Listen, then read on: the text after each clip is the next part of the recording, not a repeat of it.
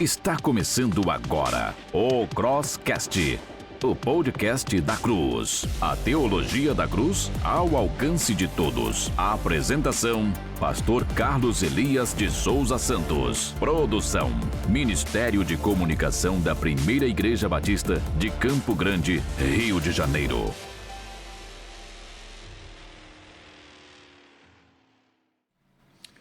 Olá, queridos. Que bom, estamos de volta com o nosso Crosscast. Estamos agora na temporada 5, episódio 58. Estamos em novo dia, estamos em novo horário, estamos multiplataforma, né?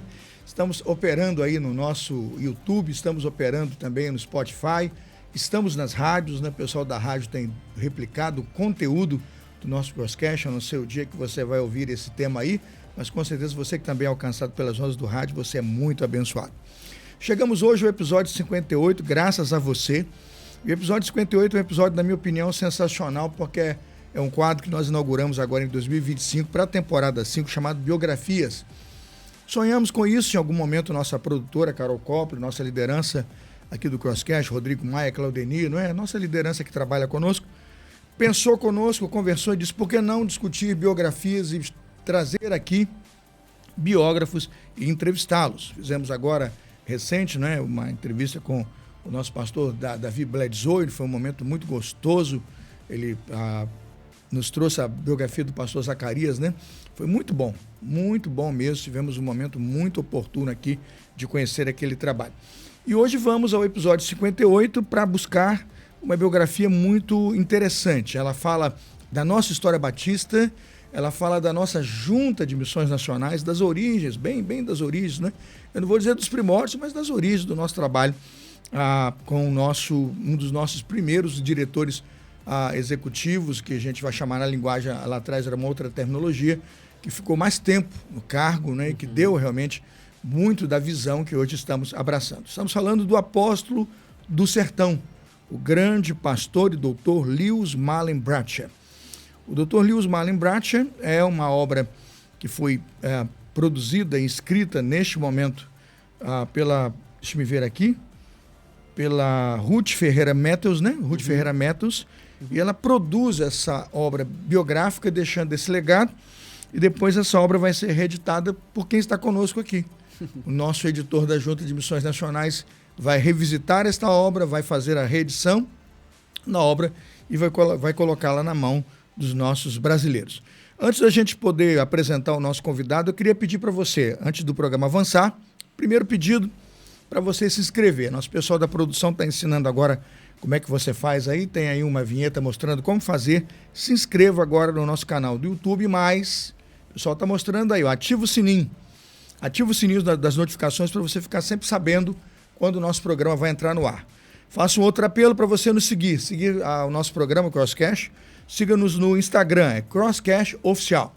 Aproveita agora, tira uma foto aí da tela de TV ou tira um print do seu tablet onde você está assistindo agora o nosso episódio de hoje e coloca lá no Instagram, bota lá, marca a gente lá para a gente poder liberar e saber, olha, tem seguidor novo, tem gente seguindo a gente aí e dando um like e avaliando a nossa programação.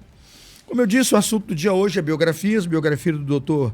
L.M. Bratcher, né? Lewis Marlin Bratcher. E o convidado de hoje é o pastor Diogo Carvalho. O pastor Diogo Carvalho, ele é sócio de carteirinha aqui do programa, ele já tem carteira de sócio, bilhete de sócio, eu acho que já tem uma espécie de Golden, né? Algum tipo Golden Premium, função, Platinum Plus, né? Alguma coisa desse tipo, porque ele tem vindo bastante aqui, até porque é alguém, não só na área teológica, como agora na área biográfica, também alguém que tem se destacado em nossa denominação. Pastor Diogo Carvalho é o gerente executivo de desenvolvimento da Junta de Missões Nacionais, também editor da nossa junta. Ele é graduado em Direito, graduado em Teologia, mestre em Missiologia, doutor em Teologia, professor do Seminário Teológico Batista do Sul do Brasil. É com essa ficha toda, simples, né? Um homem de Deus que atua também na nossa União UBLA, né? União Batista Latino-Americana, cuida e apoia lá a área de evangelismo também. E é com essa ficha toda que nós vamos ouvi-lo nessa hora, pedindo a bênção de Deus. Vou pedir ao doutor Diogo que dê o seu boa noite ao pessoal que está de casa, dê o seu bom dia ao pessoal que está de casa, o seu boa tarde, que nós vamos ter esse programa hoje multiplataforma, e ele vai chegar em muitos horários, em muitos dias, na casa de muita gente, para atender com certeza a missão que temos aqui, que é levar o de Jesus. Pastor Diogo, sua saudação ao pessoal que participa desse Crosscast. Ok, então bom dia, boa tarde, boa noite, qualquer que seja o horário que você está acessando esse episódio do Crosscast. Para mim é uma alegria voltar aqui, e sempre que for intimado, não é nem convidado, intimado, aqui estarei para servir. Amém. Dito isso, nós vamos orar, vamos pedir a bênção do Senhor e que Deus nos abençoe nessa conversa hoje. Uma conversa interessante, uma biografia interessante. Eu posso dizer para vocês que eu já li algumas biografias, eu já procurei, pesquisei algumas, e essa tem sido realmente uma das melhores biografias que nós já lemos. Vamos orar ao Senhor e pedir a bênção de Deus. Bondoso Deus, amado Pai, dirige-nos no episódio de hoje, episódio 58. Nos ajude a conhecer melhor a vida e a obra, ó Deus, do apóstolo do sertão. Dr. Lewis, ó Deus, Marlin Bratcher é alguém que deixou um legado muito rico, uma trajetória muito bonita e marcou profundamente a nossa denominação. Deixa um ensino profundo na junta, alguns modelos que são aplicados e replicados até hoje, e por isso também somos gratos. Venha abençoar o Dr. Diogo, usa a mente dele, que o cansaço da viagem, o tempo de deslocamento não possa influenciá-lo aqui agora, e que ele tenha todas as condições físicas, emocionais, espirituais de dar um bom testemunho de uma grande obra que deve ser conhecida pelo nosso visitante do canal hoje. Oramos assim em nome de Jesus. Amém. Amém. Vamos lá para o João Gabriel. Primeiro bloco, vamos começar o primeiro bloco. Crosscast, o podcast da Cruz. João preparou aí na tela, vamos mostrar o livro na tela, né? O livro deve aparecer para você em casa, olha, o livro, vamos dar um zoom. É o Apóstolo do Sertão, de Ruth Ferreira Matheus. Esse livro vem da edição da Junta de Missões Nacionais, Vidas que Inspiram. Exatamente. Vidas que Inspiram. Vou perguntar para o doutor Diogo, então, vamos lá. Quem foi Lewis Marlin Bratcher? Quando nasceu, quando morreu, né? Eu li o livro, o tempo dele lá no interior do sertão lá da América, né? Ele foi do Kentucky, né? Muito interessante. Eu queria que você apresentasse o Dr. Lewis Marlin Bratcher. O Dr. Bratcher era extraordinário. Ele foi um grande líder que serviu muito aqui no nosso país entre os batistas. O pastor Fernando Brandão, que conheceu essa biografia e foi grandemente influenciado por ele também, costuma dizer que até hoje nós ainda surfamos na onda do Dr. Bratcher. O Dr. Bratcher nasceu em 1888 no Kentucky, numa família cristã, uma família batista. Precisamente 11 de junho. Exatamente. 11 de junho de 1888. Uma família que vivia num ambiente rural. Ali, no ambiente familiar, ele conhece a Jesus Cristo, ele tem sua vida transformada. Ele vem ao Brasil, um resumo muito rápido, como missionário dos batistas norte-americanos, serve aqui no Brasil em diversas áreas, especialmente como diretor da Junta de Missões Nacionais, é o cargo que nós temos hoje, na época era secretário correspondente, e ele falece em 1953, tragicamente, de uma úlcera perfurada, abreviando o seu ministério aqui no Brasil. 16 de dezembro de 1953, né? Ele falece Exatamente. Aqui mesmo, é sepultado no cemitério São João Batista, inclusive, né? Aqui no Rio. Ele foi assistir o culto com o filho mais velho, o Roberto Bratcher, pregando na Igreja Batista de Ricardo Albuquerque. Okay. Foi a última ceia.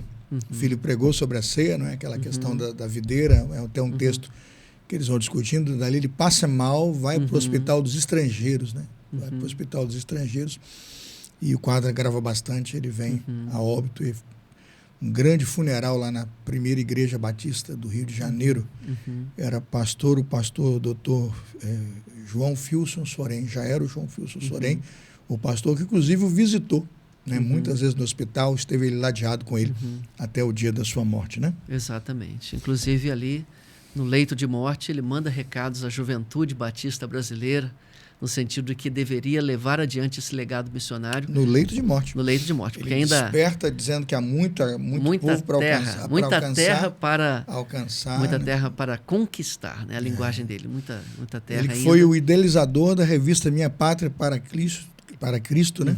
A Exatamente. esposa cantava muito esse hino, muito, muito, e ele gostava de cantar isso muito nas reuniões das juntas, né? Por onde passava como motivação a mensagem. Né? Inclusive esse hino Minha Pátria para Cristo, que foi escrito, né? A letra escrita pelo Ents Minger, é outro biografável, né? Ele consta de um episódio que para mim é o episódio mais marcante da história de missões nacionais. Dr. Bratcher, certa vez, estava no meio de um rio. Salvo engano, o rio Tocantins. Marcolina estava com ele. Não, melhor, Margarida Lemos Gonçalves estava com ele no meio desse rio. Ele e outros missionários. Isso deve ter na terceira viagem já. Exatamente. E ali, o motor do barco fraquinho, a noite muito escura, eles molhados naquele rio. A viagem deveria durar apenas 4 horas, mas ela se estende pela noite, ali sem conseguir enxergar nada à frente, frio, eles molhados e ali temendo pela própria vida, porque o motor falhava, o motor ia, tiveram que atracar ali aquele barquinho para tentar encontrar o problema do motor. O barco segue viagem e ali no meio daquele nada, no rio, temendo pela própria vida. Diz a missionária Margarida, ela relata isso depois da morte do Bratcher, em um texto que ela publica celebrando a Deus pela vida e o ministério do Bratcher. Ela diz que no meio do nada, naquela escuridão, Dr. Bratcher, com uma voz firme, na proa ali daquela canoa, começa a entoar Minha Pátria para Cristo. Imagina a cena, pastor. No meio daquele momento ali, ele entoando, dando sentido, dando significado a todo aquele sacrifício. A ida até os confins aí do Brasil, dos sertões do Brasil, navegando naquelas águas e celebrando. Ele era diferenciado, ousado e muito corajoso. Esse motor, exatamente, depois ele se desfaz dele. No final dessa jornada, ele vende o motor, capitaliza para ter dinheiro para fazer a viagem com recursos que vão lhe dar o avanço. Especialmente na primeira viagem, ele juntou recursos e foi assim. Ele era um ele idealista. Compra o motor e vende o motor no fim para poder É na primeira viagem dele. Ele Eu achei aquilo de uma riqueza, de autonomia, de como que faz. E se eu vou voltar para o início desse motor, eu não sei, mas vou chegar no final, né? Exatamente. E ele cumprindo a missão, até porque as pessoas estavam esperando, né? Quando ele chega nas aldeias, nas cidades, né? Naqueles lugarejos, ele era esperado, o retorno era esperado, as pessoas choravam, que bom que o missionário voltou. A infância do pastor, eu penso, contribuiu muito para fazer do grande missionário quem ele foi. Ele é filho do casal, eu creio que eu tenho aqui os pais, né? Sim. O senhor Galveston. Galveston é Dona Hatch. Exatamente. O senhor Galveston e Dona Hatch, extremamente urbanos, de fazenda ali, da vida rural. E os filhos iam trabalhar. Interessante que o Bratcher não podia, ele ficava com a tarefa da mãe. E ele achava ruim desse negócio, né? Porque ele era novo, né, e tal. E os irmãos iam com as suas enxadas, né, com os seus machados. E você vai ajudar a sua mãe. Ele aprendeu muitas tarefas domésticas da mãe e tudo, mas não se conteve, até que um momento ele, um dia vê aquilo tudo, achou um machado pequeno pelos cantos da casa, ensaiou como seria, pegou o machado pequeno, colocou no ombro, sua roupa, e entrou na fila. Os irmãos começaram a empurrar de volta. O pai, sensível, disse, chegou a hora. E deixou que ele fizesse a sua primeira incursão nos trabalhos da fazenda, mas vendo que era para ele difícil, ainda era muito jovem, voltando, disse, agora eu vou te dar essa parte do terreno para você fazer o seu jardim. Ele cultivou flores ali. Essa criação na fazenda foi muito útil ao Dr. Bratcher depois, sertão, quando ele veio ao Brasil. Toda a vida no exatamente, sertão, por causa de suas grandes viagens, no lombo de animal ali. Ele teve esse treinamento prévio. Ele gosta tanto da fazenda, da ideia da cavalgadura, que ele escreve um livro. Né? Ele escreve um livro para contar... Mule Tales. Contos da mula, vamos pensar assim, da né? mula. Foi publicado nos Estados Unidos, em inglês. Isso, e ele conta em detalhes os dilemas dele, né? Porque ele era grande. É corpulento, exatamente. Para achar um cavalo que carregasse aqueles 110, 120 quilos de altura que ele tinha, era um negócio difícil de achar. E aí, toda aquela experiência da fazenda fazia com que ele se despertasse para isso. Mas seja, depois ele faz aquela educação, 12 irmãos, o irmão mais velho, inclusive, é quem banca os estudos, né? Foi um grande incentivador dele. O irmão assim mais como velho o pai. bancou o estudo até quando morreu, né? Se me lembro bem. É o Dave. O Dave, ele disse que ia sustentá-lo nos estudos para que ele terminasse todos os estudos e terminou. E ele só sai do seminário para o Brasil com doutorado. Não é mesmo? Verdade, sim. Ele vai ao último grau. Ele vai ao último grau. No caso, o título. O último título e vem ao Brasil já com a formação de teologia, mestre e doutor, né? E doutora. Ele era extremamente capaz. Essa criação dele foi muito importante. Não apenas do ponto de vista do incentivo dos pais, como do ponto de vista religioso. Ele é criado no Evangelho. Ele se converte numa campanha evangelística, né? Em que ele reluta, mas enfim ele entrega a vida a Cristo no meio de uma campanha evangelística. Por isso que o Dr. Bratcher era tão afeito às campanhas evangelísticas, às pregações ao ar livre, às séries de conferência com apelo evangelístico. Essa era a pegada dele. E ele foi grandemente influenciado e incentivado pelo próprio pai. O pai dele, segundo Bratcher relata, sempre enxergou nele um potencial tremendo, inclusive para missões. O pai do Bratcher incentiva no seu chamado, inclusive na vinda para o Brasil. Se bem que o Dr. Bratcher, no final da vida, se ressente de não ter conseguido visitar o seu pai quando começaram a vir notícias de que seu pai adoecia. Ele não conseguiu deixar a missão aqui para trás para visitar o seu pai. E ali ele encontra, inclusive, o consolo de que, sabendo que seu pai é crente, ele o reencontrará no céu depois que toda essa vida aqui passasse, né?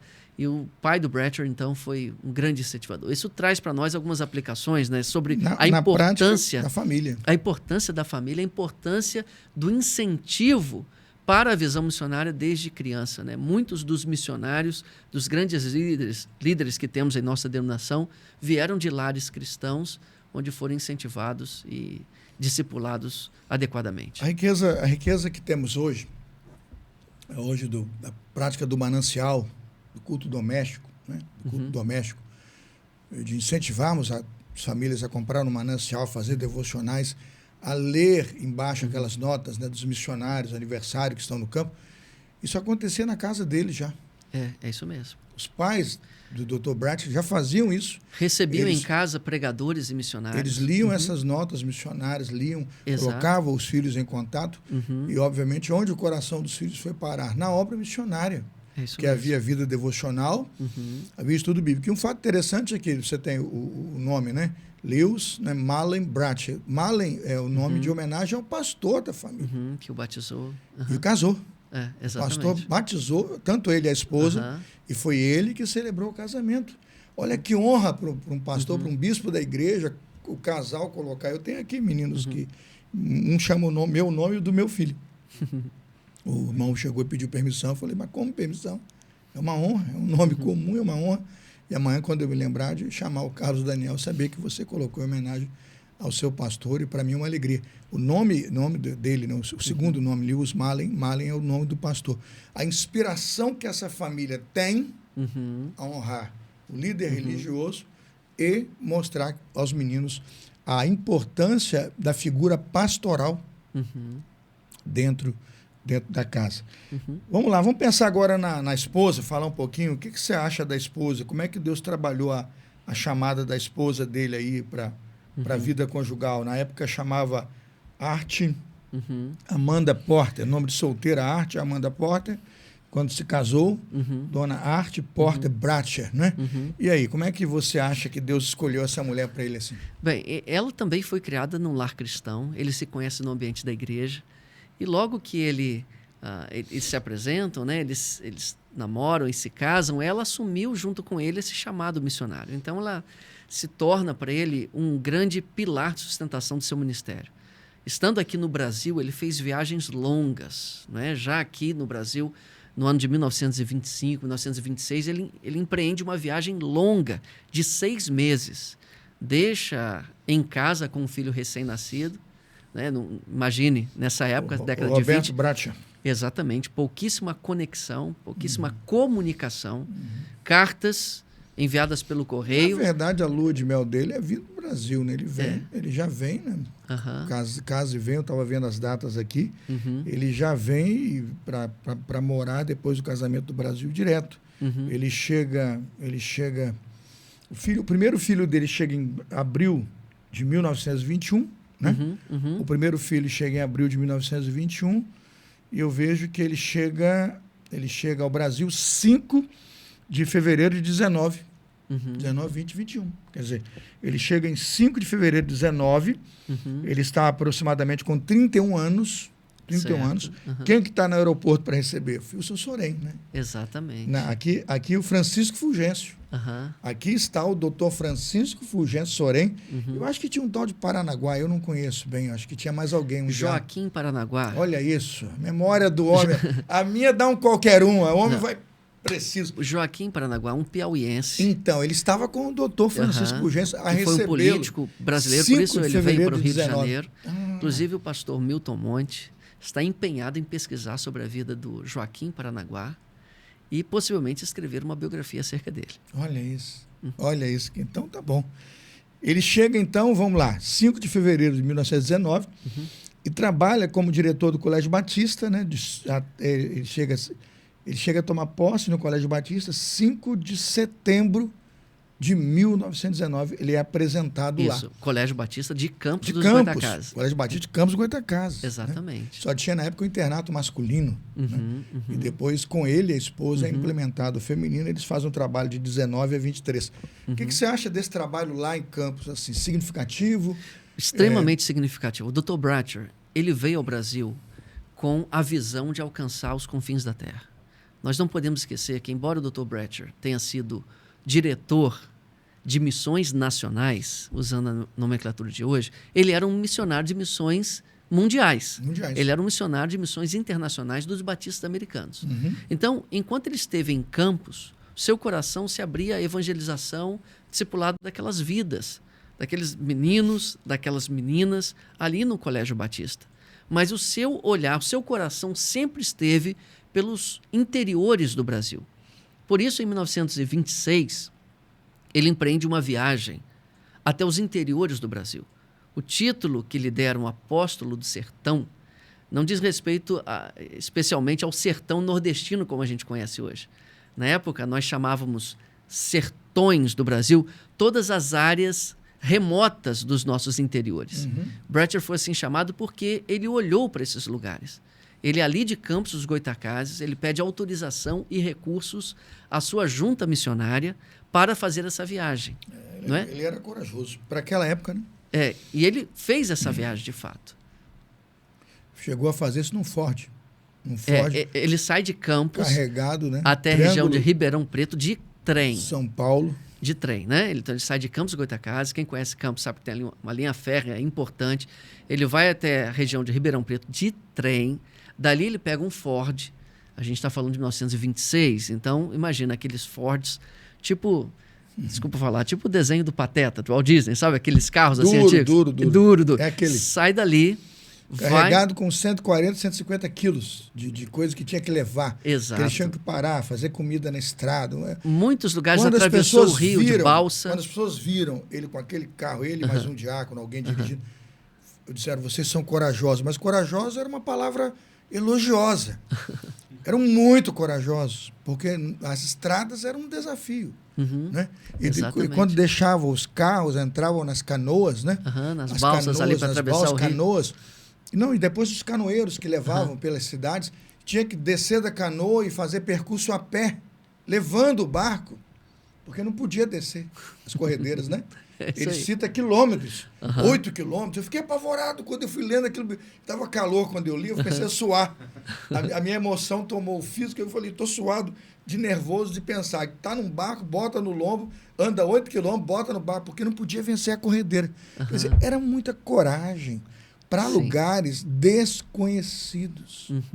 Absolutamente desconhecidos. E é isso que é ponto para ele na reunião da convenção, para que ele seja indicado a secretário, porque ele era um mapa vivo. Dos interiores do Brasil. Então, do sertão. Continuando a viagem, ele chega ali ao que hoje é o sul do estado de Goiás. Dali, ele tinha o contato de um chamado Dr. Carlos, né, seu xará, que tinha uma fazenda, um fazendeiro que conhecia os interiores ali do estado de Goiás. E que o ajudaria, o apoiaria nesta viagem. Ele chega nesse lugar, dali ele vai a cavalo até Porto Nacional, que está mais para o norte do estado do Goiás. O Dr. Carlos tem uma casa lá, inclusive sede para ele ficar. Exatamente. Né? E fornece para ele um companheiro de viagem, que conhecia os interiores. Ali ele arruma um cavalo, né, uma mula. O que deu muito trabalho. Sim, porque ele era muito grande, eles tiveram pesado, que calcular o tamanho do cavalo pelo peso e altura do missionário, que não era comum homens daquela altura e daquele tamanho naquela região. Exato. Então eles saíram ali a cavalo, acamparam muitas vezes ali pelo cerrado, né? Não tinham pousada, acampavam ao relento ali, faziam sua própria comida. Ele comia muitas vezes, como ele disse, pão com leite condensado. Né? Pão velho com leite condensado. Foi muito sofrimento. E aí ele Isso chegou... quando não foi aquele camarada que ele comprou, e não entregou, né? Eles ficaram sem, deram um calote nele. Ele comprou o estoque da viagem, o cara não entregou, e eles ficaram a pão minguado e a fome, até que ele foi bater numa fazenda, pedindo ajuda. Ele pediu comida numa fazenda por alguns dias, porque ele não tinha mais o que fazer. Porque ele levou um calote de alguém que não honrou. Ele estava na estação, na cidade, esperando a carga, o cara não entregou, ele tinha que seguir. Eles seguiram sem alimentação, sendo um homem de Deus, um homem ousado e corajoso. E aí ele segue cerca de 800 quilômetros no lombo do animal. Eu não sei se você que está nos acompanhando já andou a cavalo, né? Você anda 80 metros é uma coisa. Você andar 800 quilômetros é outra coisa. O fígado já se sobrepõe ao pulmão, Exatamente. Ao coração, aquilo... Por isso que o treinamento que ele havia recebido nessas fundações soberanas de Deus na vida dele, lá no Kentucky, foi muito importante para esse momento. E ali, ele então chega em Porto Nacional, onde desembocava o rio, pelo qual ele seguiu o rio Tocantins até Marabá. Ele foi trocando de canoa. Era uma canoa pequena, depois a canoa foi aumentando, sempre canoas a remo, até que ele conseguiu motor, chegou a Marabá. Em Marabá... Tem uma canoa que ele pega e chega até 4 ou 6 remadores, inclusive, por isso que ele ficou bem apertado, porque tinha que ter mais remadores para enfrentar a corredeira. Né? E ali, em Marabá, ele quase morre. Ele pega a febre do rio, que é uma possível alusão à malária. Né? Ali, ele quase morre. Ele fica hospitalizado, chegou ao ponto... Hospitalizado não, ele ficou numa casa em que um médico vinha vê-lo todo dia. E isso excepcionalmente porque tinha um médico na cidade. Exato. Excepcionalmente, Deus havia providenciado a presença daquele médico ali pelo tempo que ele ficou ali. Ele disse que o calor era insuportável, a febre insuportável, até que ele foi socorrido ali de forma milagrosa pelo Senhor, se recuperou. Ele achou que ali ele perderia a vida. Quando ele volta para os Estados Unidos, a família não o reconhece. Ele está magérrimo. 20 e poucos quilos a menos, não consegue nem segurar o filho dele recém-nascido. Debilitado, e a família assustou-se com a perda de peso dele. De Marabá, ele pega um navio a vapor, né, a Belém, é isso mesmo. E ali ele segue pelo litoral do Brasil, voltando ao Rio de Janeiro, num navio a vapor que fazia esse trajeto com escala em Recife. Isso em 1926. E aí, em janeiro do ano seguinte, aconteceria a Assembleia da Convenção Batista Brasileira. É isso. E lá, Missões Nacionais estaria representada, todo mundo lá. Ele junta fundos e vai a Recife, nesse navio a vapor, ele que até então não tinha se interessado, ainda não tinha se despertado para isso. Ele não tinha nenhuma ligação com missões nacionais, com a obra missionária dos batistas brasileiros. Ele era um missionário da Junta de Missões Internacionais dos Batistas Norte-Americanos, com ministério em Campos Goytacazes, no Colégio Batista. Mas ele era interessado pelos interiores. Sim. E ele pensa, eu vou participar dessa Assembleia dos Batistas Brasileiros para ver o que eles estão pensando, o que eles estão planejando sobre missões nos interiores do Brasil. E lá ele dá o seu relato. Ele participa de uma reunião em que ele ouve de algum conferencista lá dessa Assembleia dizendo que a evangelização dos interiores já é assunto resolvido. Ele disse, como assim assunto resolvido? Então ele se levantou e contou a história dessa viagem incrível que ele fez, relatando as grandes oportunidades de evangelização dos sertões do Brasil, especialmente à margem dos rios ali, do Rio Tocantins, que ele chamava de Rio de Oportunidades. E por causa disso, ele vem depois a ser convidado a assumir a função de secretário. Exatamente por causa disso. Correspondente. Perceberam o conhecimento em loco, né? Conhecimento em loco, né? Estava tudo muito fresquinho na memória dele e ele lança. Se eu só me reportar antes da gente fechar esse primeiro bloco, vamos para o segundo bloco, lembrar o tempo só de Campos, que eu acho que esses 5 anos tem muito valor, de preparação dele, conhecimento da língua, né? Dá uma evoluída na língua, trabalha contato ali, ajudou muitos pastores, tinham pessoas que não podiam pagar, havia campanhas dele para levantar recursos. Tudo isso, quem vai ler a biografia, o nosso Joãozinho vai dar um zoom no livro, quem vai ler a biografia vai comprar, vai entrar no site agora, né? Entra no site da Junta, né? Na livraria da Junta. livrariamissõesnacionais.org.br. A propaganda está feita, viu? Depois cobra o cachê, viu, João? Livraria da Junta, vai lá agora, clica, compra o livro, você lê a biografia, é encantador. Dá para ler em uma manhã e uma tarde, né? Bem investido. Eu li numa manhã inteira, mas quem tiver mais quiser gastar um pouco mais de tempo, dá para ler numa manhã e uma tarde, biografia maravilhosa. Naquele tempo em Campos, o que me chama a atenção é a preocupação dele com a formação de liderança para o ensino. Me chamou muita atenção.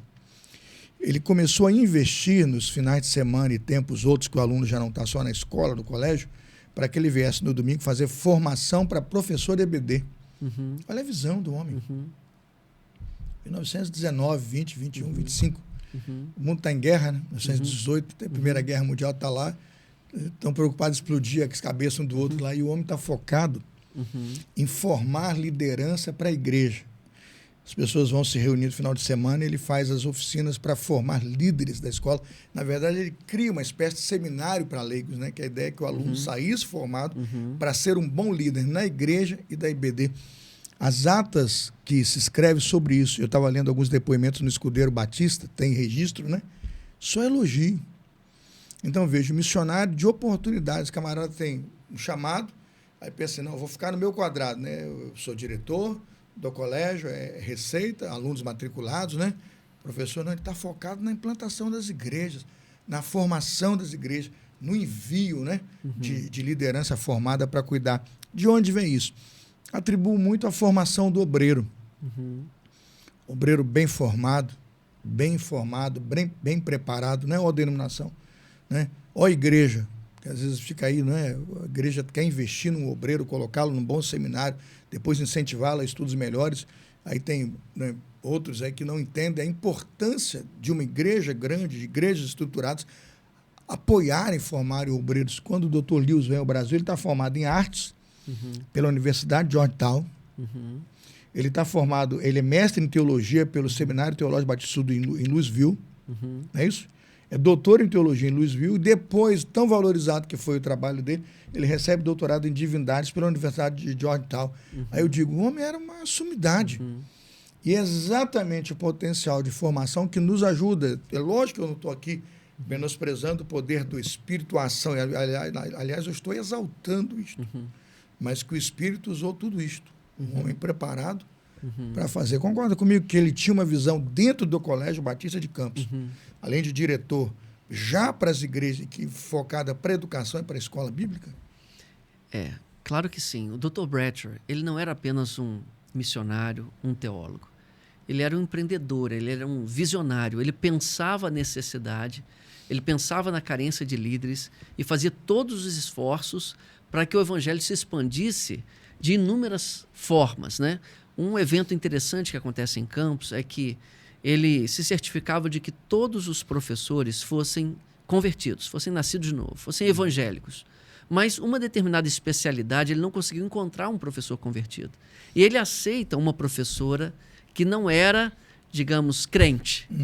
Mas ele empreende todos os esforços possíveis para a conversão daquela professora. Até que ela, vinda de uma família muito tradicional, o pai dela não gostava de que ela andasse com crentes, mas ela mesmo assim se converte e dá um testemunho belíssimo diante dos outros professores e depois contrai uma doença e falece. E ele narra isso com profundidade num outro livro que ele escreveu, que nós editamos recentemente, que é No Esconderijo de Sua Presença. Ele narra essa intencionalidade dele de que todo professor deveria ser crente.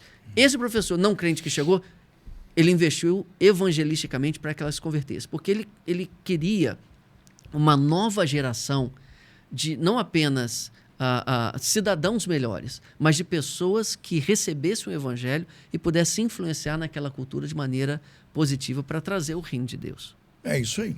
Esse era o Dr. Luiz, como diria a irmã Genoveva, né? Exatamente. Falaremos sobre isso no segundo bloco. Vamos lá, doutor Diego. Vou dar o doutor Diogo Carvalho. Vamos dar um intervalo, você vai tomar sua água. Um intervalo rápido, pessoal. Não foge, não. Bota a pipoca com queijo, estoura aí no seu micro-ondas e volta para o segundo bloco. A gente volta já. O Crosscast volta já. Fique ligado.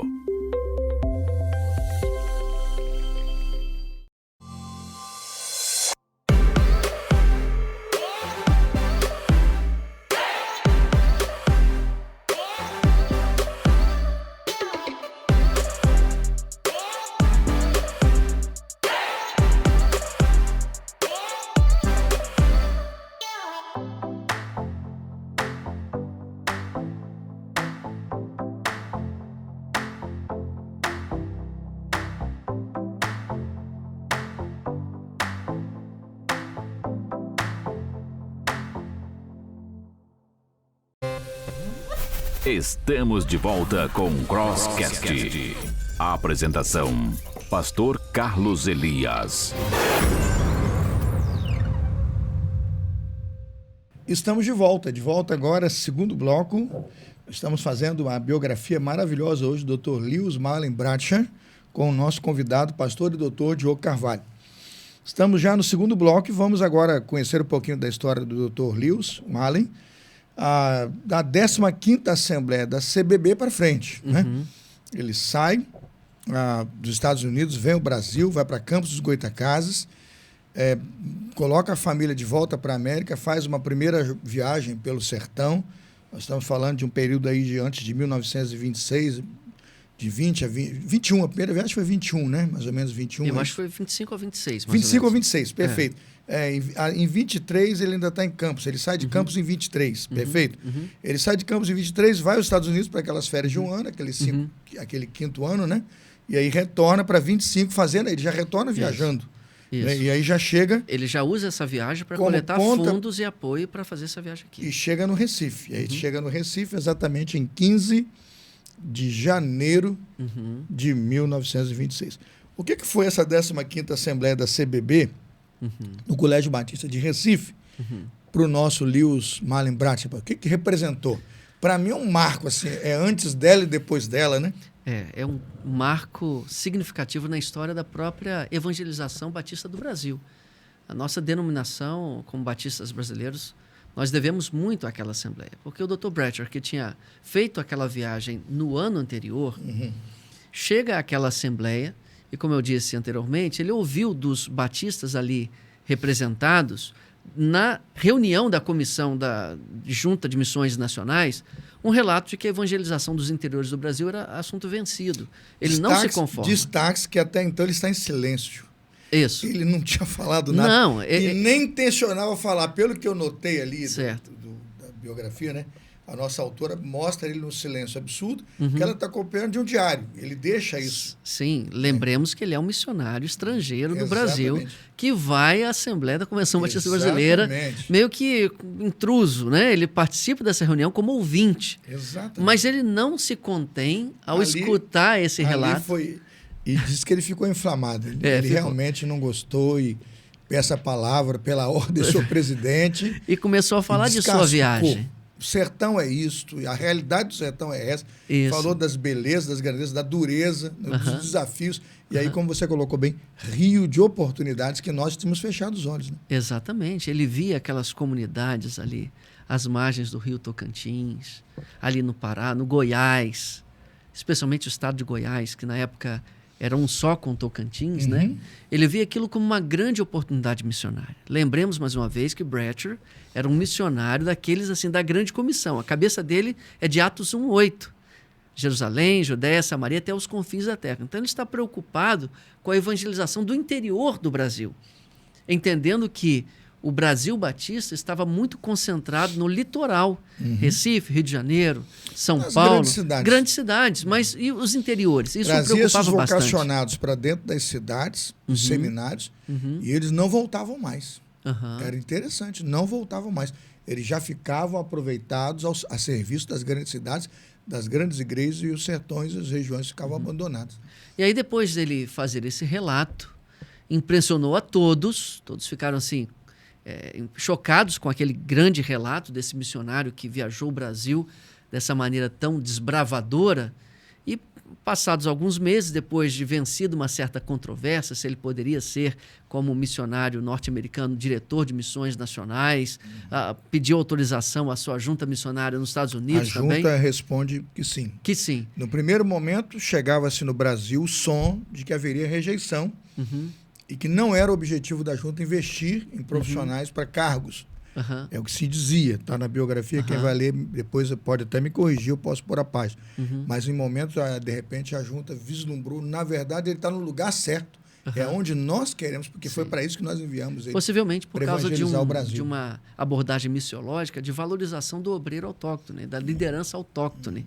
Chegava já em 1920 e poucos, depois de ali 30 anos, 20 anos do trabalho norte-americano no Brasil, queriam incentivar que um brasileiro assumisse o cargo. Mas aí o próprio Brasil Batista o convida e ele assume essa posição, o que é um grande marco por vários motivos. Primeiro, porque ele leva os batistas a olharem para o interior do Brasil. Segundo, porque até então a Junta de Missões Nacionais ela tinha muitos presidentes que eram renovados anual ou bianualmente.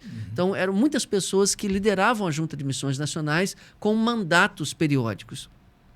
A partir do Dr. Bratcher, que fica ali 27 anos, há uma mudança de perspectiva. O mesmo líder assume a direção de missões nacionais em um longo período. E ele começa a implementar mudanças significativas, voltadas para o envio de missionários para os interiores do Brasil, para os povos indígenas, a partir desse momento. Bratcher era um grande mobilizador para missões. Ele visitava as igrejas, visitava as convenções, as assembleias de convenções, impulsionando os batistas para levar adiante aquele grande sonho que vem desde os nossos pioneiros, que era de conquistar a pátria para Cristo. Então, ele tinha essa visão de conquista, a visão territorial. Ele entendia que o Brasil batista precisava chegar a todos os rincões da nossa pátria, onde ainda não houvesse uma terra onde a presença batista estivesse, ali essa terra estava esperando para ser conquistada. Vamos dar um destaque para o nosso ouvinte. Nós estamos falando aqui viagem, primeira viagem, né? Segunda viagem, terceira viagem. Primeiro que elas acontecem em intervalos de 5 anos. Isso é importante para o ouvinte. O homem era um estrategista. O planejamento era sempre o quinquênio. Ele planejava a junta para 5 anos, percebe? Cada ano que morria uma atividade, projetava mais um. Então, ele tinha sempre um quinto na frente. E por isso você pode datar as viagens, elas estão em intervalos de 5 anos. Mas quando fala em viagem, a gente que pensa que aquela viagemzinha para Cancún, você paga lá aquele final de semana, sexta, sábado, domingo, né? Voltou na segunda com um relatório bonito. Ou então aquela viagemzinha que você faz para os Estados Unidos, você pega 2 semanas, né? Faz aquele pacotão de 14 dias. As viagens do homem, minha gente, duravam de 5 a 6 meses. Isso aí. Fora de casa. Virava um homem do mundo. Sem cartão, imagina, sem cartão de crédito, sem celular, sem nada. Ou seja, ele WhatsApp, tinha que levar recursos, muitas vezes, em espécie, mas isso trazia insegurança. Então, ele tinha que contar com o apoio das pessoas que estavam nesses locais assim, de entrepostos para avançar mais adiante. Tipo como Paulo fazia, né? Como ele fez com Roma, né? Trata, né? Ele pediu a Roma que o apoiasse para chegar à Espanha. Então, ele ia num lugar, lá ele tinha um contato de alguém que poderia apoiá-lo a seguir adiante. Ele comprou um barco, ou melhor, comprou um motor para um barco. Lá na frente ele teve que vender aquele motor, vende o motor, segue o recurso. Exatamente. Para terminar. Nós estamos falando de viagem de 6 meses, então, porque o interlocutor às vezes ouve essa viagem, mas a cabeça do interlocutor é a nossa viagem, a minha, né? De uma semana. Fui a Portugal, fiquei 20 dias, 15 dias, fui 14 dias. O cara ficava 5 meses com a família fora de casa para fazer o projeto. Foi da junta que o recebeu, na época, foi o A.E. Jackson e o Dr. Filson Soren. Eles eram os diretores da junta naquela época.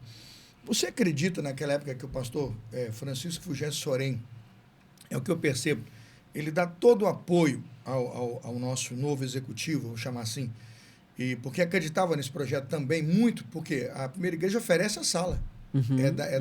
É da primeira igreja, de uma das salas da primeira igreja, que se começa a montar a estrutura, de fato, né? Com cadenciamento de trabalho, com registro, né? Com reuniões, com materiais, para enviar pessoas. Você acredita que naquela época a nossa junta e o pastor Filson Soren são, assim, grande influência para esse trabalho dentro da primeira igreja avançar pelo Brasil? Com certeza, eles eram grandes amigos. Tanto é que o Lewis Bratcher escreve a biografia do pastor F.F. Soren posteriormente. Essa é uma das muitas obras que ele escreve, né? Além de tudo, o homem era biógrafo, escreveu Ele era um a biógrafo, biografia. era um literário, ele escrevia muito bem. A gente vai falar depois no final do programa, vamos falar das obras que ele escreveu. Tá bom, então a gente deixa Tem pro várias. final. Quer falar agora? Fala. Não, Deu coceira na língua aí, ué. Aquela da cavalgadura. Aquilo essa da demais, cavalgadura, gente. sim, ela foi escrita demais, em inglês, publicada demais. nos Estados Unidos, ainda demais. não tive acesso a essa obra, porém, ele publicou grande parte de suas viagens em língua portuguesa no Jornal Batista. Eu já coletei todas essas histórias, muitas delas estão mencionadas pela biógrafa que escreve o Apóstolo do Sertão, outras ele menciona nas outras obras, mas quem quiser e tem curiosidade, basta acessar o Jornal Batista desse período em que ele conta essa história por meio de colunas, né, que vão sendo difundidas em edições subsequentes do Jornal Batista. A riqueza que eu acho é que ele menciona no diário, que ele escreve isso nos intervalos, né? Você tem horas de barco, aí está ele produzindo as obras dele. Não tinha tempo inútil. Não tinha, é o chamado ócio criativo, né? Está parado, mas está produzindo e está pensando, quer dizer, não tinha um minuto de sossego a bom tempo. Em qualquer lugar ele está produzindo alguma coisa que vai servir para alguém. E nessa literatura ele ganha o prêmio internacional. Ele ganha um prêmio de literatura americano, dado até aquele momento a 10 cidadãos honoríficos do mundo, entre eles o Winston Churchill. Quer dizer, o homem é grande. Ele era de projeção, ele era de projeção. Em termos de literatura, a língua e a cultura inglesa dele eram elogiáveis. Né? O inglês era para escrita. Ele escrevia muito bem em português também. Então, em português depois também. Passou a dominar a língua. Né? Já era doutor, né? Já era um linguista muito bom na língua, escrevia muito bem para a sua língua. E quando já com seus 20 e tantos anos de missões, mostrava o conhecimento da língua melhor do que muitos dos nossos pastores que escreviam no Jornal Batista. Artigos do lado dele não são competitivos à sua criação, ao seu ordenamento de ideias. Um grande homem. Ele não apenas escrevia assim nas suas viagens. Saí de tal lugar, fui para tal lugar. Ele descrevia cenas que ele via. Ele descrevia a beleza, como ele enxergava a glória de Deus ali navegando naqueles rios caudalosos, o luar no Tocantins, o luar no Araguaia, as palmeiras, a vegetação. Ele descrevia tudo aquilo com riqueza de detalhes, de uma maneira até poética. Que serviu de inspiração para muita gente depois. Se não fosse bem registrado, se não fosse bem grafado, e depois até para ser replicado, ninguém entenderia. Vamos pensar os bandeirantes. Se eu estou certo, é ele que lança os bandeirantes da Junta de Missões Nacionais. Quem que são os bandeirantes de Missões Nacionais? São esses desbravadores como os radicais hoje. Os radicais hoje. Fernando leu esse negócio. Ana Alzira. Tem que ter lido. Sim. Quando leram esses homens e viram esses bandeirantes, são importantes. Pessoas desbravadoras que são treinadas na cultura. Eu até vejo aquele centro de treinamento de radicais lá na Amazônia. Está no livro do Bradshaw, está na biografia. Ele menciona sobre esse local, está lá para treinar bandeirantes. Quem lança a campanha, gente? O primeiro domingo, a campanha de março, dia da coleta, quem lança? O Dr. Bradshaw. Ele funda a revista Pátria para Cristo. Ele funda a revista Pátria para Cristo como um instrumento impressionante para chegar. Dr. Rafael Zambrotti é convidado, é isso mesmo? É Rafael, né? É convidado a produzir o material e produz com uma beleza. Tem até capa, no livro tem até a capa da primeira edição. E você fica encantado em ver como que hoje, eu vejo o Fernando Brandão, que trilhou recentemente a Junta, como que trilhou esses mesmos passos, né?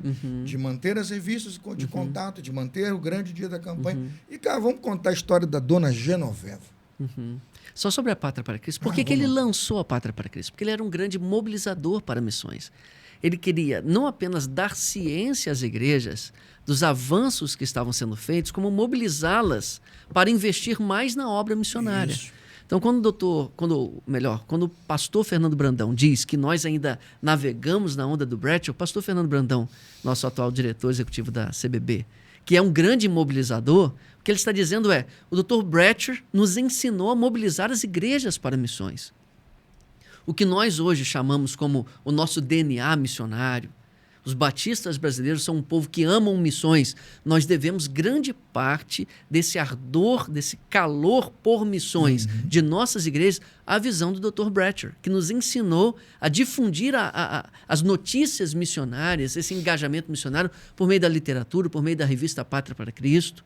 Né? Se estivesse hoje, certamente ele estaria na internet, difundindo as notícias, a visão missionária para as igrejas hoje. hoje. O nosso barco missionário, gente, replica o projeto das canoas, aí não tenha dúvida. Exatamente. Fala, doutor Fernando Brandão dormiu lendo esse homem e acordou, porque tem muita coisa. Eu falei, doutor, é um plágio, hein? Ô, Fernando, tem plágio aí não. Porque não é um plágio, porque tornou-se pesquisa. Não é só fazer. Mas como que é uma pesquisa eficiente? Leu, entendeu, falou, isso aqui funciona. Isso. E botou o barco para rodar de novo. Hoje nós já temos mais 2 barcos e vamos rodando, né? E quantas lanchas nós temos hoje? Nossos missionários que se movimentam com lanchas. Eu doei uma recente.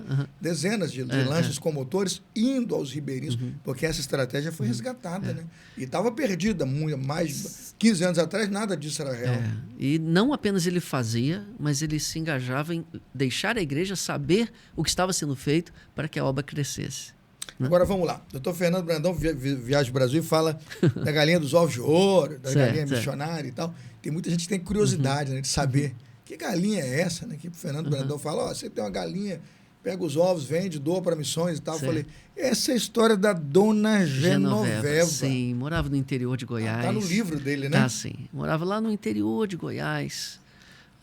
Ela era uma mulher que vivia na idolatria. Ela se converte e ela passa... Não era idolatria qualquer não, pastor. Destaca direitinho. Os ouvintes querem saber. Ela polia e pintava as imagens, não era isso? Isso aí. Ela era chamada para... Era uma espécie de recalchutadora de santo. Isso mesmo. Não sei se tinha letreiro lá. Era restauradora. Restauradora, né? de santo. Ia ter um evento numa cidade tal, o santo estava meio caidinho, meio acabado, levava lá que a Genoveva botava o santo para brilhar, né?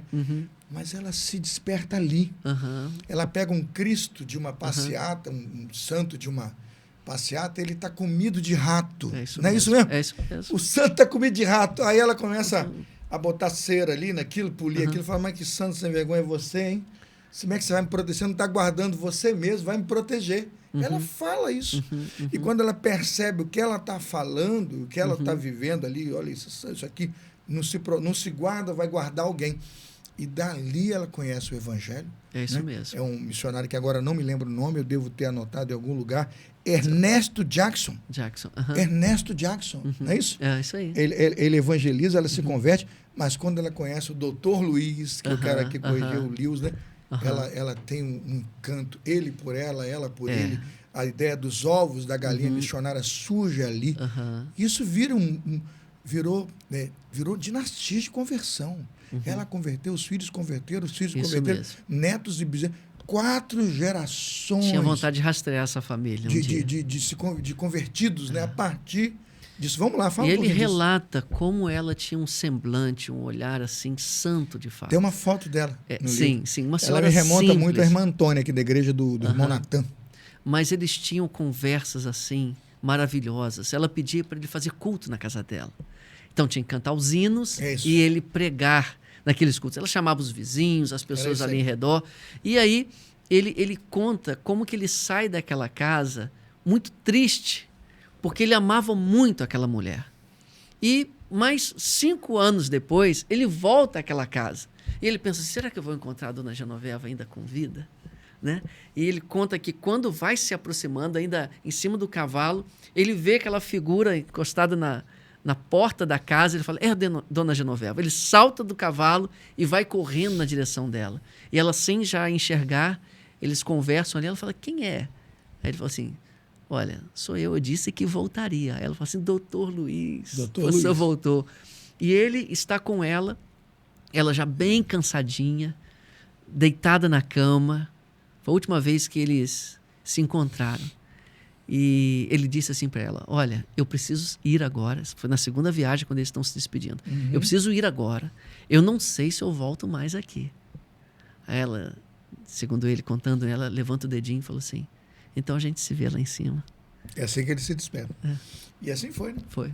Ele se despede dela E não muito tempo depois do grande missionário de Manaus lá, né? Como chama? Eurico Nelson. O Eurico Nelson. Ele tem que chorar, né?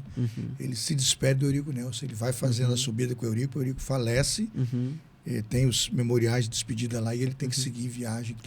Homem marcado, né? Ele foi muito marcado por pessoas impressionantes, como o grande Eurico Nelson, que navegou com ele ali, aqueles rios ali, mas depois ele tem que se despedir dessa gente. Imagino que era muito doído, né? Isso tudo marcava.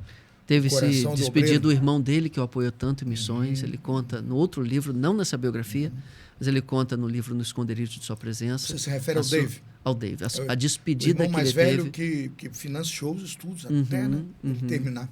Marcou, Ele é né? acometido de uma doença e no final da vida pede para que o Lewis Bratcher estivesse com ele o tempo inteiro ali na cama, até ele falecer. O Lewis Bratcher conta isso como uma experiência muito, muito difícil que ele enfrentou de ver o falecimento do seu irmão. Mas o livro, como é o título, No Esconderijo de Sua Presença, ele conta esses momentos em que ele teve de fugir para a presença de Deus e encontrar refúgio ali na oração. É um livro muito especial também. Amém.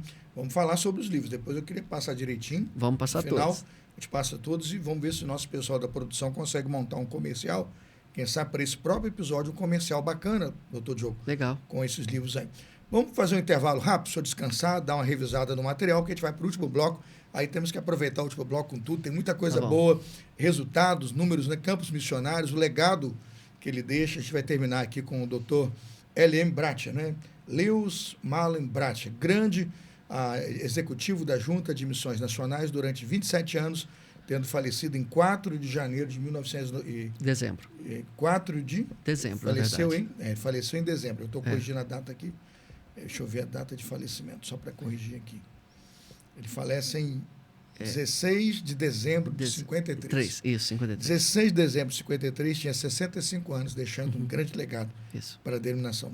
Praticamente 35 anos de carreira missionária. Se ele vem com os 27, casa 29, 30, chega no Brasil, são só 35 anos. Olha o que o homem deixou. Muita coisa. Olha o que esse homem deixou de legado missionário. De Black Rock, no Kentucky, para Rio de Janeiro, né? Campos, né? Bahia, a viagem do homem, Bahia, Tocantins, Piauí, Recife, isso aqui, volta, Marabá, Manaus, Pará. Naquela época, era uma aventura, eu digo, de 6 meses. Pessoal, intervalo, a gente volta já. O Crosscast volta já. Fique ligado. Olá, queridos telespectadores do Crosscast. Aqui quem fala é o David. E hoje eu venho trazer uma novidade para vocês. A Ótica Seropédica, fundada em 2007, carrega uma tradição de uma empresa familiar, que vem se aperfeiçoando ao longo das gerações. Nos orgulhamos de oferecer um produto de excelência e de alta qualidade. Trabalhamos com todas as lentes disponíveis no mercado para atender a sua necessidade. Recentemente passamos por uma grande reforma para atualizar o nosso consultório oftalmológico. Diga-se de passagem, é um diferencial no nosso setor. Contamos com 2 oftalmologistas altamente qualificadas que atendem aqui semanalmente, garantindo assim um atendimento especializado e personalizado. Nosso compromisso é proporcionar a melhor experiência em saúde ocular, unindo tradição e modernidade para cuidar com excelência da sua visão. Para maiores informações, fale com a gente no nosso WhatsApp e siga a gente no nosso Instagram. Ótica Seropédica, como você gostaria de ver hoje?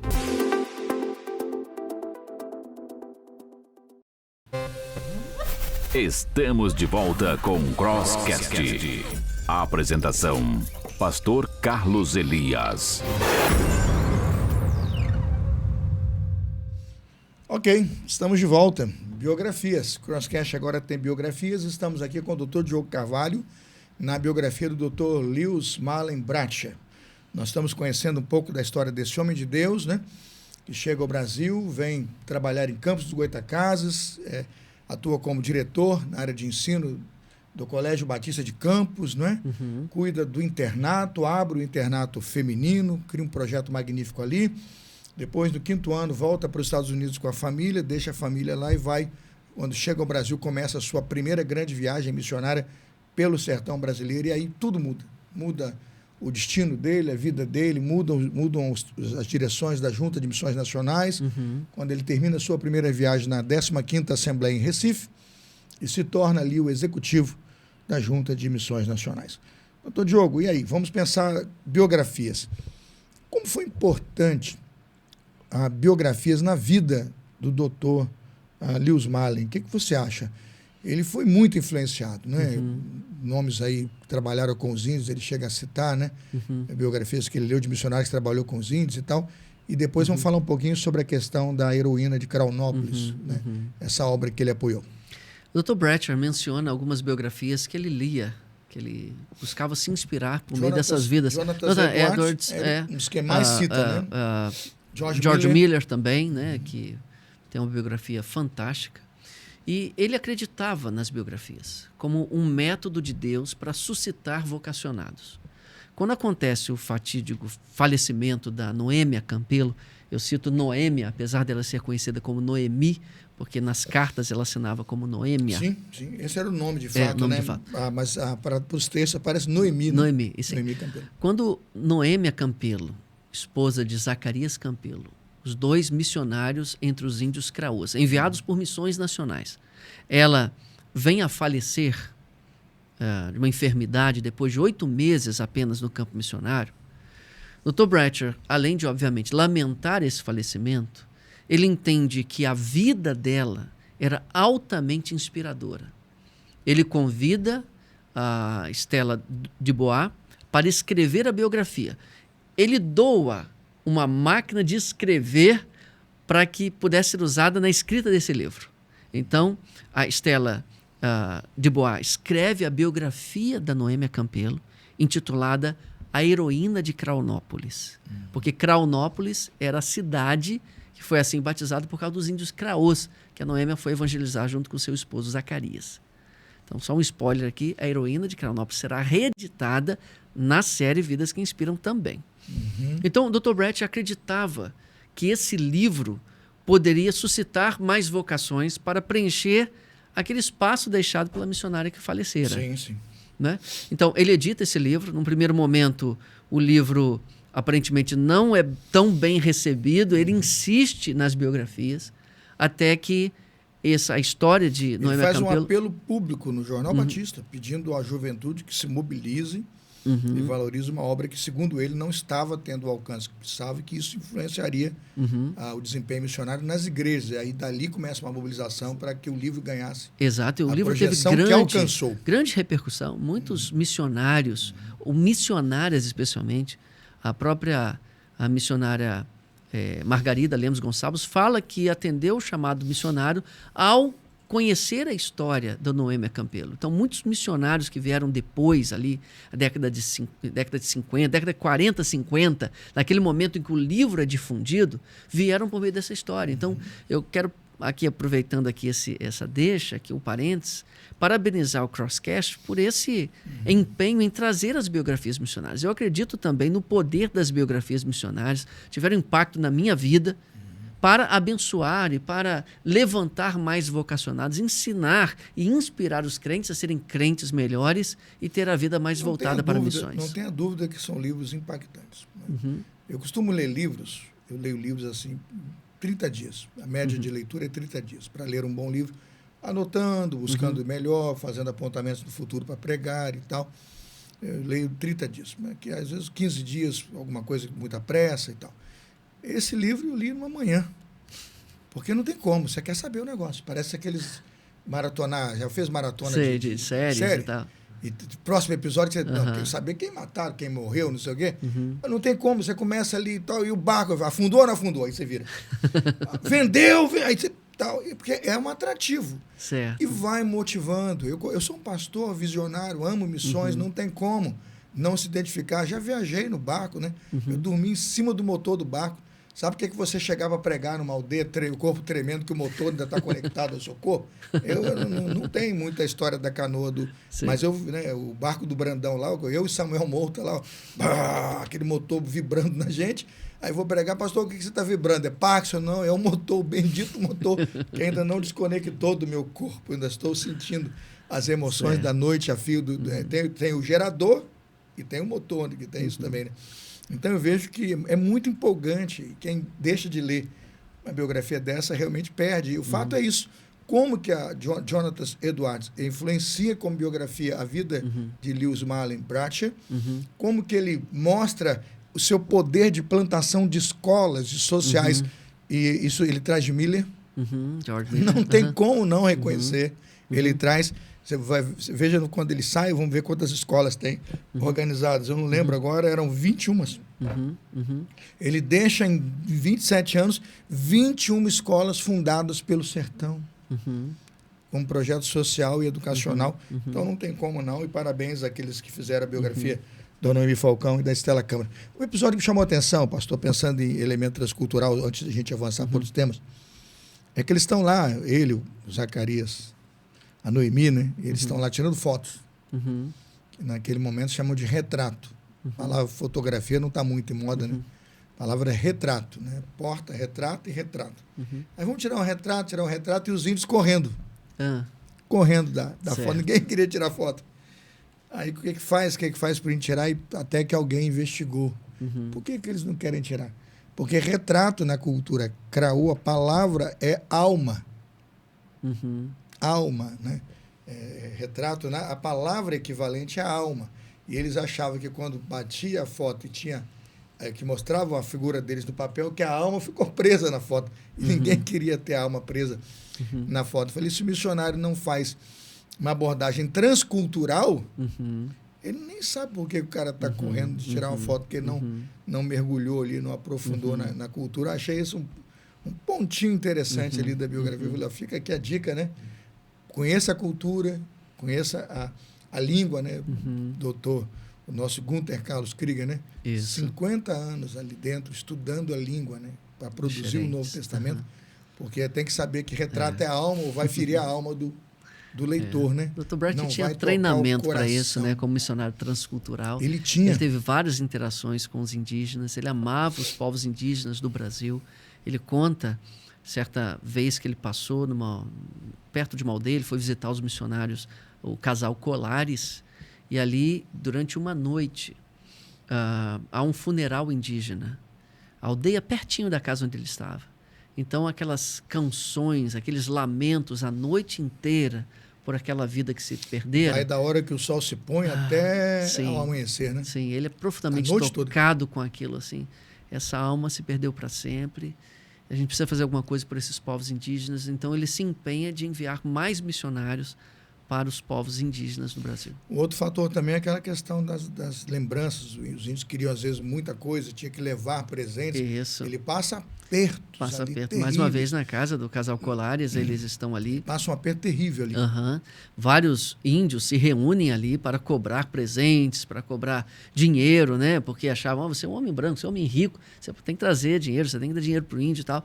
E ali eles estão reunidos, a reunião fica tensa, os índios começam a gritar, estão armados. Estão no pátio. Eles estão armados ali com flechas, as armas próprias da cultura indígena, até que ele ora, ele pede a Deus solução, e um índio mais antigo, mais idoso que ali estava quietinho, ele pede para esse índio falar, e ali há uma solução, esse índio mais Não queriam idoso, deixar, não. Os líderes novos não queriam deixar.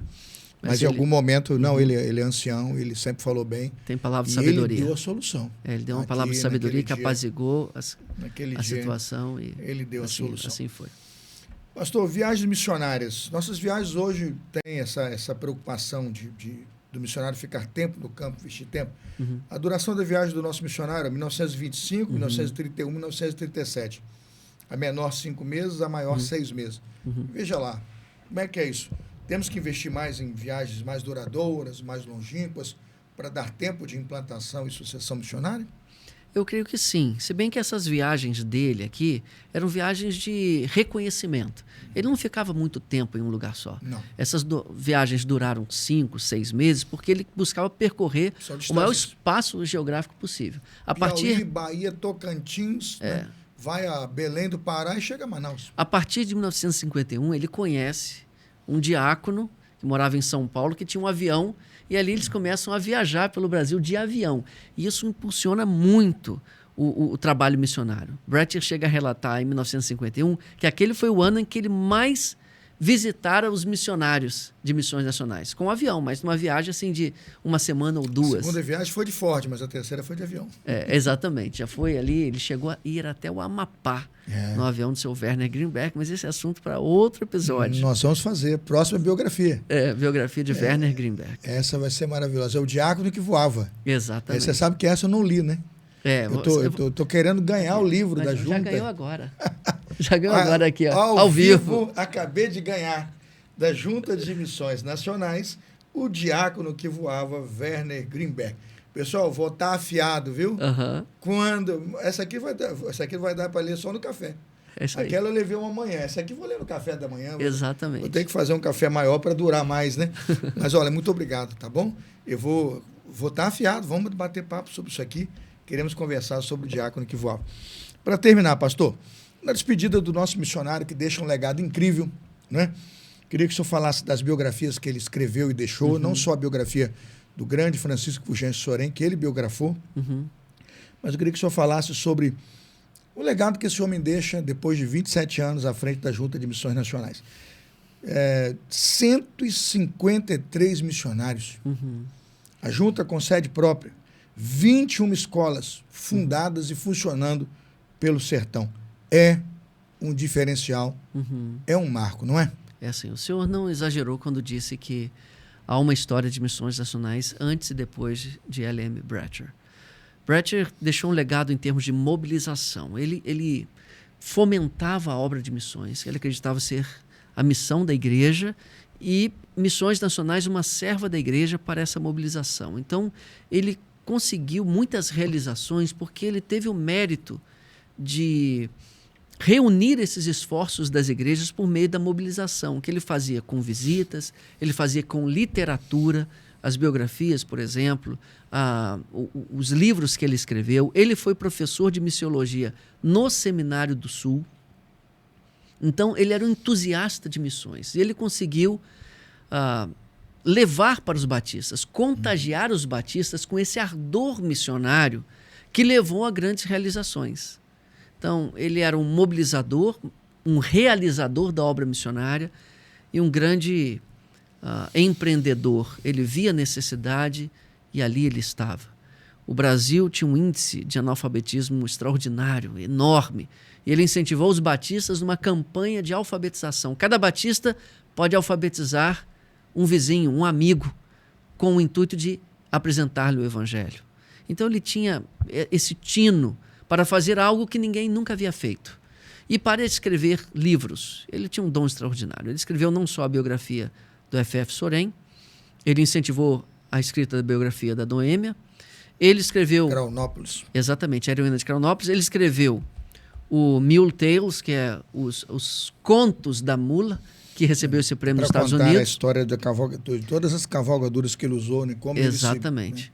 Ele escreveu 2 livros missiológicos que foram usados como material no Seminário do Sul, que é Missões no seu compêndio, a Bíblia, e um outro que é um pequeno manual de missões. E como editor da Junta, o que eu fiz? Eu reuni esses 2 livros em um só, evitando sombreamentos, juntando esses livros num livro que se chama O Plano, a Tarefa e o Poder, um breve esboço de teologia bíblica de missões, que serve de material didático no Seminário do Sul.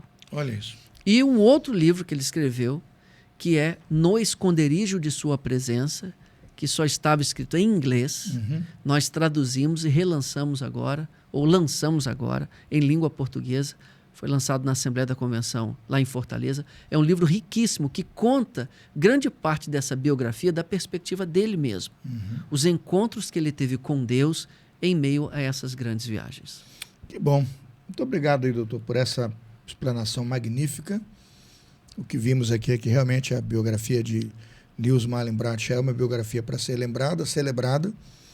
Incentivamos você, né? Tem aí a imagem do livro, a ter o livro em suas mãos, a ler, vai fazer bem para você. Você, pai, que tem filhos, que gostaria que seus filhos fossem influenciados por boas pessoas. Essa é uma história para você aprender, vai para sua fazenda, acende uma fogueira, bota um marshmallow lá, faz uma coisa gostosa e vai contar a história desse homem. Vai ter muita coisa para você contar. Seus filhos vão amar É muito mais bonito, mais interessante. Capitão Marvel, tem muito mais...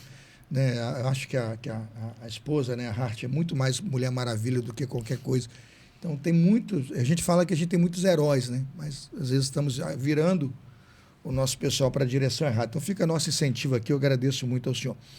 Fica o meu convite. Vamos gravar, tá bom? Fica o meu convite para a gente gravar o Diácono que Voava, o Werner Greenberg, tá bom? Vamos gravar. E assim que a gente tiver gravado e editado, a gente vai chamar você para mais uma biografia. E já estão surgindo outras aí. Já fizemos convite. Diogo, eu quero dizer muito obrigado a você por você dispor esse tempo. Sei que você passou um aperto aí na vinda, né, do deslocamento do seu bairro para cá, o carro deu uma encostadinha em algum lugar, mas Deus vai recompensando a gente. Eu estou entendendo que é isso aí. Esse é o nosso ministério, esse é o nosso rio de oportunidades. Eu falo isso assim, eu falo que quando você pega a Avenida Brasil, é um Brasil de oportunidades, né?